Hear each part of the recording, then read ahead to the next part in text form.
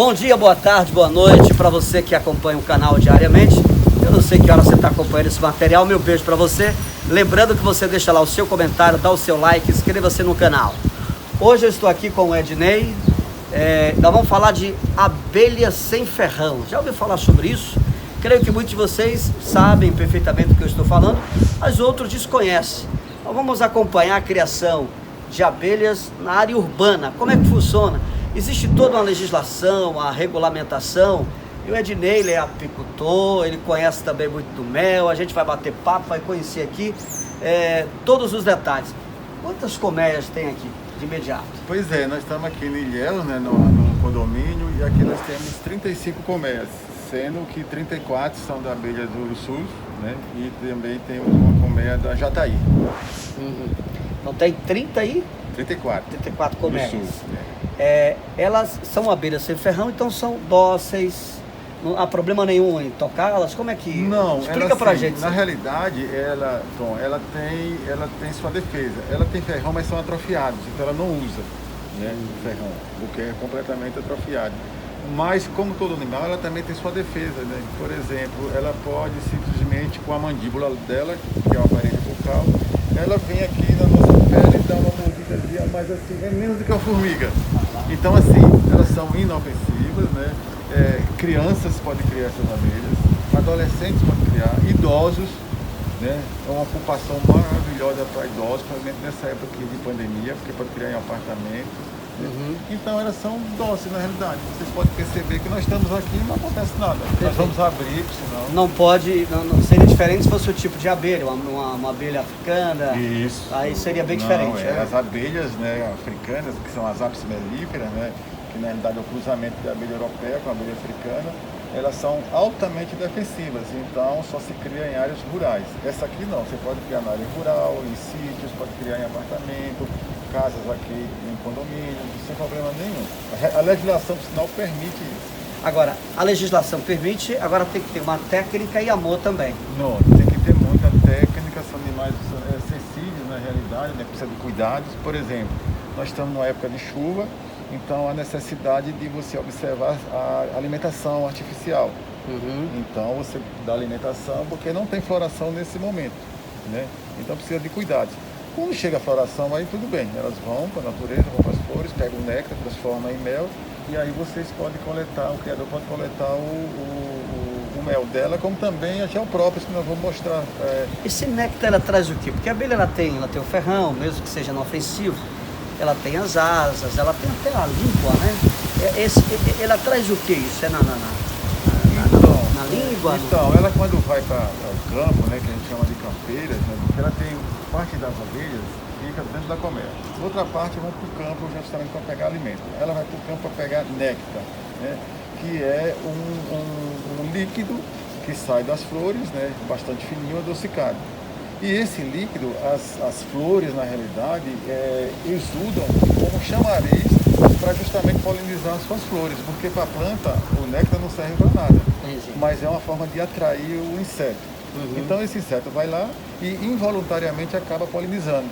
E aí vem os frutos, vem a perpetuação da planta e a perpetuação de muitos animais, inclusive a gente. Porque se não fossem essas abelhas e as outras também, nós não teríamos alimento na natureza. E as pessoas precisam saber disso e até como forma de preservar esse animal. Então o Einstein, ele tem uma frase que é muito interessante, ele falou o seguinte: se essas abelhas sumirem da face da Terra, em pouco tempo a humanidade também vai sucumbir. Então, interessante isso. Vamos falar mais um pouco das abelhas.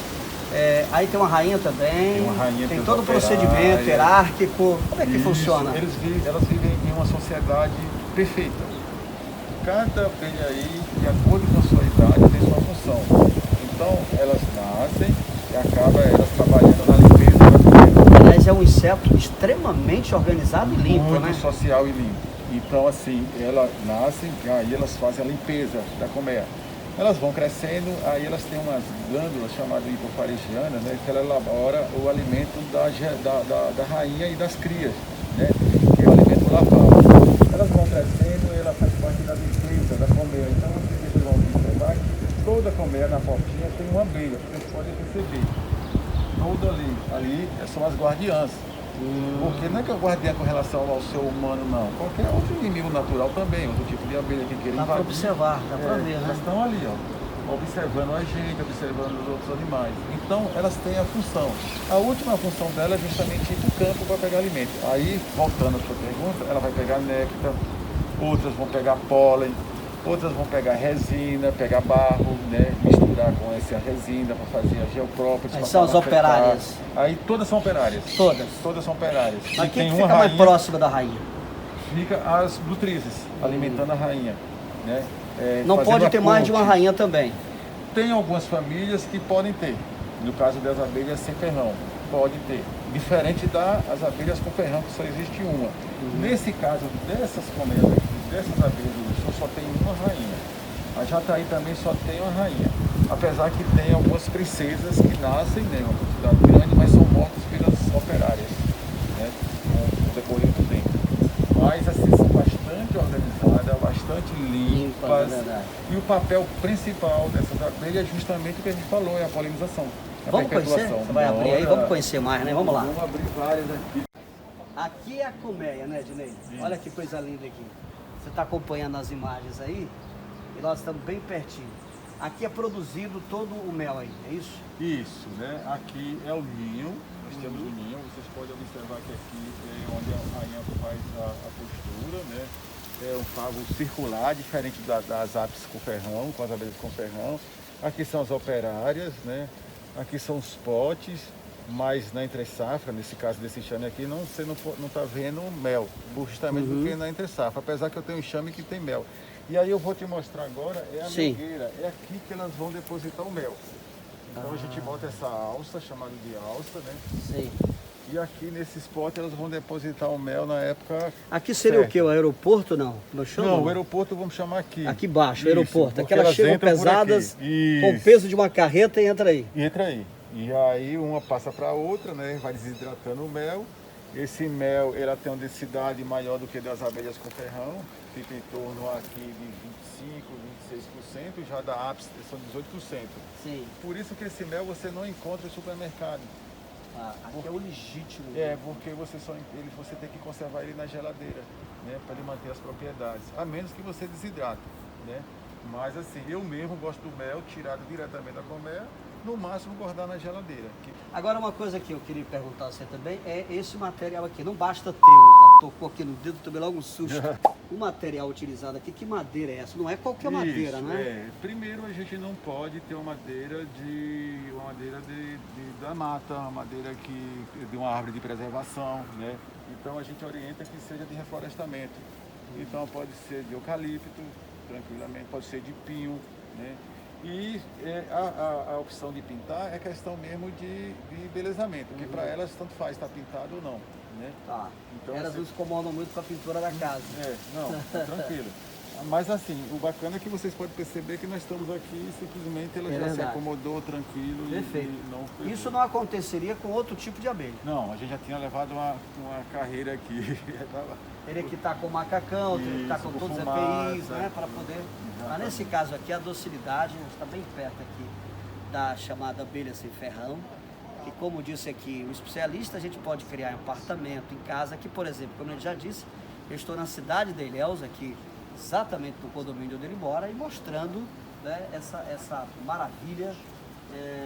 Aqui tá, tudo começa, tudo é ajeitado por aqui, né? Para a produção. Por aqui. Ela tem um manejo fácil. Por exemplo, se eu quiser multiplicar, aí eu aguardo o momento correto, que é na primavera, no verão, e divido. Porque aqui são duas alças, né, que é chamado ninho e aqui todo ninho. Eu divido isso aqui e transformo em 2 enxames. E também uma fonte de renda a comercialização desse enxame. Além dos seus produtos, a gente pode comercializar os enxames também. Você produz muito. Aliás, o pessoal que mexe com isso não gosta de dizer muito quanto é que produz e tal, né? Os valores. Mas eu vi uma fala, acho que você teve até lá na região do extremo sul, daquela região do eucalipto, onde pequenos ali também implantaram um projeto interessante e que estavam praticamente desanimados e com a chegada dessas abelhas, a vida deles melhoraram. Eu vi até o depoimento de alguém que disse que tinha uma simples bicicleta e comprou uma 4x4, né? Isso, lá nesse caso foi com as abelhas com ferrão. Lá em Ferrão. Com Ferrão. Lá no extremo sul. Sinal é a gente que orienta Perfeito. aqueles projetos Eu acompanhei sua reportagem. De Guaratinga e o NAPS, né? Houve uma melhora muito grande. Então são dois tipos de abelhas importantes, né? Sendo que uma tem que ser mais afastada da cidade, né? Na área rural, e outra é possível se criar na cidade. Todas as duas são importantes, todas as duas têm um benefício para o planeta através da polinização, e todas as duas geram também alimento para o ser humano. Então são abelhas importantes. É questão de opção, né? Como também pode ter as duas, ou então pode optar por uma ou por outra, né? No caso de pessoas que são alérgicas, essa seria ideal, porque mesmo você com alergia, você pode criar essas abelhas. Crianças podem criar, idosos podem criar. Essas abelhas são criadas sempre em sombra. Então a gente tem um conforto térmico para quem vai trabalhar com ela, né? Não é como a outra que é o contrário, tem que estar em pleno sol, né? Porque aqui é uma região úmida. Mas a gente está aqui sempre na sombra, não pesa, não tem peso como a outra. Tem então, a proteção por causa da chuva. Né? Você está com vontade de tirar o mel, que daqui a pouco você vai fazer isso, você vem aqui com um canudozinho, você toma seu mel direto da colmeia. Olha que maravilha, bacana, você toma qualidade um mel, de vida. Você tomar um mel direto da colmeia, né? É outra coisa. Já quer fazer isso? Vamos fazer, mas antes eu quero que você dê a dica o seguinte, olha, ele é especialista. Você está acompanhando, deve ter dito assim, olha, eu queria muito colocar no meu apartamento, na minha casa, no condomínio, enfim. Qual é a dica, além de seguir a legislação e a técnica, quais são outras dicas que você dá aí ao nosso internauta, aí o pessoal no YouTube? Isso, a gente não pode ser qualquer abelha indígena, né? Por exemplo, você tem uma abelha chamada tataíra, né? É uma oxitrigona, ela queima as pessoas, então não pode esse tipo de abelha, né? Apesar de ser uma abelha indígena. Você tem a arapuá, que é uma abelha que tem 110 mil indivíduos, né? E ela enrola no cabelo das pessoas e ela tem um mel sujo, chamado mel sujo. Ela é importante para a natureza, mas não se toma o mel dela. Então é consultar o especialista, né? Para ver que tipo de abelha. Não é comercializado esse mel aí? Não é de forma alguma, nem se cria por sinal, né? Mas assim, aí outro segundo, é criar abelhas que são da nossa região. Não podemos trazer, por exemplo, uma mandaçaia, que é de outras regiões para aqui, porque essas abelhas visitam determinadas espécies. Se você traz uma abelha que é de outra região, ela não vai encontrar essas espécies para se alimentar, então ela não vai se adaptar. Então é importante que a gente crie, por exemplo, a urso amarela, que é uma abelha da região. Essa aqui é a urso nordestina, que fica no litoral do Nordeste, é possível criar aqui. Você pode criar a jataí, que nós temos aqui. A jataí já é mais cosmopolita, tem praticamente em todas as regiões. E o manejo no geral, dá muito trabalho? Não, isso que é o bom. Não precisa de equipamento, você só precisa de uma facazinha para abrir, você alimentar entre safra, né? Porque é necessário, porque falta alimento na natureza, aí você tem que alimentar. E praticamente é isso, não tem muito o que se fazer, é fortalecer o enxame. Na época do mel você tem uma higiene para tirar esse mel, né? Agora, como está em sua casa, você pode simplesmente tirar diretamente. Se for comercializar, aí tem que ter uma estrutura melhor, de azulejo, né? Um compartimento e assim por diante. Seguindo Mas se for só para ser o consumo, não tem problema a gente fazer o que nós vamos fazer aqui agora. Então vamos lá fazer. Bora? Bora. Olha o canudo. Tomar o canudo. Aí eu tenho que descer um pouco a máscara, né? Não tenha dúvidas. Agora, enquanto você abre aí, fala da diferença do mel. Tem o mel mais claro, o mel mais escuro, como é que é isso? Isso, Tom. Os méis, a coloração tem a ver com o tipo de floração. Então, você tem méis claros, né? E uma dica para o consumidor, os méis mais claros, eles são mais saborosos. Os méis mais escuros, eles são mais ricos em sais minerais. Então, essa é questão de gosto mesmo. Vamos lá, vamos então, ver aqui. Esse aqui é mais escuro? Esse aqui é claro. Claro. Então, assim, olha aí. Eu vou abrir aqui. Olha só, tô com canudo aqui, viu? Um potinho de mel. Olha que maravilha. Olha só. E você vai botar o canudo aqui, não tenha medo nem nada. Eu vou ficar de joelhos aqui, ó. Ó, pessoal, ó. Ó, direto na colmeia mesmo aqui, ó.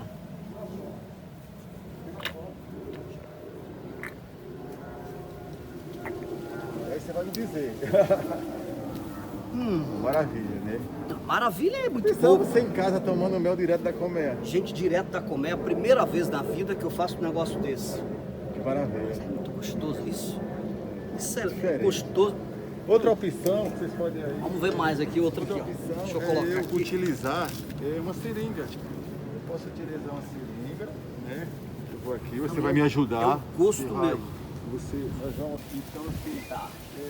Mas que posso- delícia. eu posso pegar aqui, vem com uma seringa de primeiro uso, logicamente, né? Olha lá. E simplesmente tirar o mel.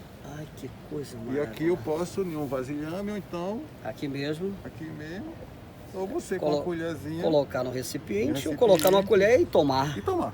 É maravilha. Então, assim, é muito Isso é bacana. uma obra esse da tipo, natureza uma obra da incrível. natureza.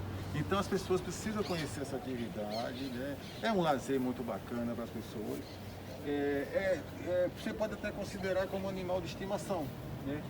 Porque Agora imagine você em casa e você ter um animal, uma abelha como um animal de estimação.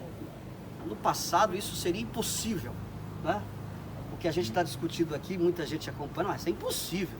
Mas é possível e a prova está aqui. Exatamente, né? Porque com a tecnologia, né, com as práticas, né, de manejo, hoje você tem essas colmeias que você pode muito bem considerar como animal de estimação seu, sentir amor pelos animais e ela, primeiro, não vai te dar muito trabalho, né? Como não querendo desconsiderar os outros animais, que todos são importantes, mas assim, não te dá, porque ela vai atrás da comida dela, ela faz as crias dela, praticamente não tem nenhum tipo de doença, né? Em sua casa não vai dar um predador que é formiga, porque aqui mesmo nunca deu, porque eu estou sempre de olho. Tem esse detalhe também da formiga, Tem né? formiga, Tem mas- pessoas que fazem as construções e colocam até cano Isso. para evitar que Isso, suba exatamente, formiga e porque tal. é lisinho o cano, acaba a formiga. É uma recomendação também. Se for em apartamento não tem necessidade nenhuma, né? Porque dificilmente você tem formiga que preda essas abelhas. Você tem formiga comum, mas não são inimigas dessas abelhas não, é tranquilo. Aqui você não tem problema nenhum. Não tem problema nenhum, né? Então assim, é uma coisa muito bacana, pessoal, vale a pena, né, você ter esse animal, você está ajudando a natureza também, Perfeito, você está perfeito. ajudando a natureza, você está tendo mel de qualidade, né? Excelente, uma delícia. Outra coisa também, que você pode até, se for o caso, na entre safra, você pode saborizar. Por exemplo, você tá, é uma novidade isso, viu? Talvez Vamos lá, alguns exclusivo, colegas, hein? talvez alguns colegas aí não vão nem gostar muito do que eu vou dizer, mas você pode fazer isso sim, porque a gente tem que quebrar os paradigmas. Você tem uma época agora de inverno, não tem a floração natural. Você pode alimentar essa abelha colocando, por exemplo, uma canela no xarope dela. Você pode colocar um capim-santo. E você Vai dar um aroma simplesmente- diferente. Isso, você vai dar à abelha essa alimentação e você está saborizando. Não pode vender, a lei não permite. Eu estou falando para você, para você. A lei não permite isso, por sinal. Mas eu posso pegar um enxame desse e falar, eu quero agora um mel feito com gosto de chocolate. Posso. Incrível isso. Isso que eu queria falar. Pela primeira vez eu estou falando em público isso. Olha só, isso aqui é exclusivo É. no canal, viu? Nunca Isso aqui é uma falei- referência. eu nunca falei isso para não ter interpretação errada. Nós não poderíamos nem chamar de mel. Não poderia chamar de mel, porque mel é das flores. Mas eu posso utilizar a abelha, que vai passar por organismo dela esse xarope saborizado, E vai ser produzir. enriquecido com enzimas, né? E simplesmente eu vou tomar. A abelha é minha. E repetido, não pode comercializar. Não né? pode comercializar. Mas tomar que não a há lei- problema nenhum. Não pode comercializar porque não tem legislação, porque não é um mel. Então, assim, vai gerar polêmica. Isso que você está botando aí. Foi Já gerou. Já Nunca gerou. disse isso, mas eu venho com essa ideia há muitos anos e com receio de falar. Mas já experimentou? Já fez esse experimento? Você pode. Não, o Porque senhor já fez esse experimento? Já, Ah. você pode botar o capim-santo, você vai ter o gostinho do capim-santo Que legal. medicinal, Um chá que com passou mel. pelo organismo da abelha. Um chocolate com mel, verdadeiro Feito mel. pela abelha. É verdade. É diferente. Aí pronto, aí você fala, poxa, eu já tomei esse tipo de produto das abelhas, chegou a floração, aí pronto, você suspende a alimentação saborizada, né? E você vai agora produzir o mel verdadeiro. Esse pode vender. Porque a gente está Acho falando... que ficou bem claro, Não, né, ficou Tom? excelente. Para as pessoas excelente. entenderem, para não Porque tem um interpretar período de diferente. floração, e Isso. aí, vamos repetir aqui, que o que a Ednei disse não é para comercialização, é você fazer e tomar, né, como você quiser, produzido pela própria abelha, um negócio bacana. Como é que você alimenta isso aqui, nesse espaço que é enorme? Você tem plantas aqui dedicadas só para para retirar desse néctar? Como é que é? Porque assim... Aquela flor, por exemplo, ali, pediu o cinegrafista que mostra, essa flor aí não serve. Não, é uma exória aí, ela não gera néctar para abelha. Sim. Né? Então tem que ser plantas que as abelhas visitam. Mas você pode perceber que em toda cidade tem vegetação. Exato. Tem vegetação. Né? Você tem aqui na frente do condomínio, você tem uma mata aqui. Isso. Você tem várias espécies aqui de planta, como tem na cidade, tranquilamente. Né? Por isso que a gente não vai recomendar um cara de um apartamento colocar 10, 20. Não, ele vai ter 2, 3 colmeias, que é o lazer dele e tal. Se ele tiver uma área como eu tenho aqui, que é grande, aí tudo bem. Porque aqui a gente também visa não só a produção de mel, mas a produção de enxames. Né? Uhum. Perfeito, perfeito.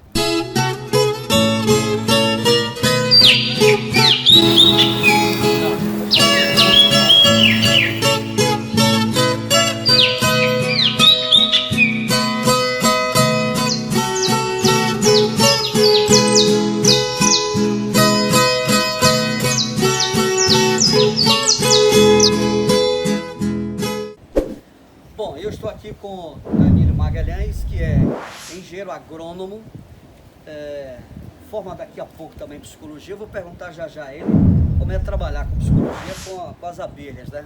Que também vai atender as abelhas. Brincadeira à parte. E o Danilo vai explicar um negócio, gente, que é extremamente importante. Eu, particularmente, não tenho conhecimento do mel. Mel, para mim é mel e com certeza para você deve ter essa mesma linha. De repente você está comprando um produto, comprando gato por lebre, como diz o adágio popular. E na região aqui, atenção, hein, região sul da Bahia, a informação que nós temos, que o que está sendo comercializado de mel aí falso, que nunca foi mel, é açúcar torrado, sei lá o quê, né? E vendendo a rodo. Por quê? Nós estamos no meio de uma pandemia, as pessoas estão querendo o mel como remédio. O Danilo vai explicar que o mel não serve só como remédio, é um alimento diário. Já vai explicar. Mas, sobretudo, vamos entender, Danilo, eu queria que você explicasse para nós qual é a diferença entre o mel verdadeiro, o mel falso, e como é que eu posso diagnosticar isso em loco. Vamos acompanhar? Bom, Danilo. Muito bom saber que muitas pessoas têm essa dúvida, né? E são vários questionamentos. Antes de falar sobre mel, muitas pessoas têm uma dúvida sobre o mel que empedra, né? Que a gente chama de mel cristalizado. Então, esse mel, as pessoas pensam que o mel que empedra, que cristaliza, é mel falso. Não, não é isso. Na verdade, é um processo que o glicose, a frutose e a sacarose, elas entram em um processo térmico que elas se cristalizam. Até aí tá normal. Então o mel que empedra, ele é sim verdadeiro, ele não é falso. Então uma primeira informação útil para os consumidores de mel. Muito bem. A segunda informação é saber se o mel é verdadeiro ou falso. Existem alguns indicativos, mas aqui a gente vai tratar de a maneira correta e eficaz de saber se o mel é 100% puro ou não. Então a maneira, vamos começar aqui pegando o mel, né, verdadeiro. 100% verdadeiro. Então o que é que o consumidor faz? Ele coloca uma colher de mel, uma colher de sopa. Sopa de mel, né? Adiciona uma colher de água. E aí o que é que nós vamos fazer? Vamos adicionar 4 gotas de iodo. Iodo eu compro em qualquer farmácia. Qualquer farmácia, né? Então não é caro o iodo. Você adiciona 4 gotas desse iodo. Então vamos lá, 1, 2, 3, 4. Olha, atenção. Então, após adicionarmos o iodo, ao mexermos, o que é que vai acontecer? Esse iodo, ele vai agir, né? Olha. Para a identificação de amido. Então, a partir que ele identifica o amido, o mel, se for falso, ele escurece. Ele fica na tonalidade preta. Então aqui está um mel verdadeiro. Misturamos, e ele manteve a mesma coloração. Mesma coloração. Perfeito. E agora vamos pegar um mel falso. Olha, né? só. Esse aqui, gente, verdadeiro, mesma coloração, como o Danilo falou. Vamos pro falso agora. Atenção. Um falso. Vamos colocar o mesmo procedimento, né? Uma colher de sopa, uma colher de água e vamos adicionar agora o iodo. Então vamos lá, 1, 2, 3, 4 gotas de iodo e vamos misturar esse mel. Olha lá. Então observe aqui que com Já a começou a mistura, mudar a coloração. observe que a coloração ficou escura. Ficou totalmente escura. Então observe que é um mel de coloração clara. Ao aplicarmos o iodo, o iodo ele atinge justamente para descobrir o amido, né? E aí a coloração dele prova que é um mel falso. Danilo, agora a pessoa fazendo a compra de imediato no local revendedor, ela não tem todo esse aparato para fazer na hora. Qual seria a outra dica para identificar?